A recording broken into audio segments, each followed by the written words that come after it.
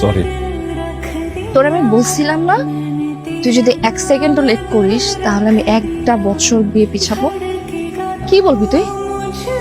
হ্যাঁ, কি বলবি? কেউ মারা গেছিল? খবর দিতে গেছিলি তুই? সারাদিন কুত্তার মতো দৌড়াইছি, বুঝছস? কুত্তা যেমন হাড্ডির জন্য দৌড়ায়, আমি এমনি তোর জন্য দৌড়াইছি।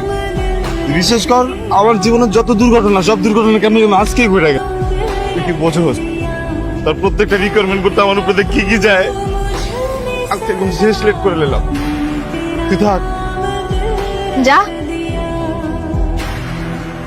যা না, সমস্যা কি? আমি চিড়িয়াখানার জন্তু জানোয়ারের সাথে থাকবো, কিন্তু তোর সাথে থাকবো। ওইটাই ভালো। তোর লগে জন্তু জানোয়ারই চায়। একটা মানুষের মন বোঝার জন্য যতটুকু ক্ষমতা দরকার না, আল্লাহ তোর একটু ক্ষমতা দেন, বুঝছস?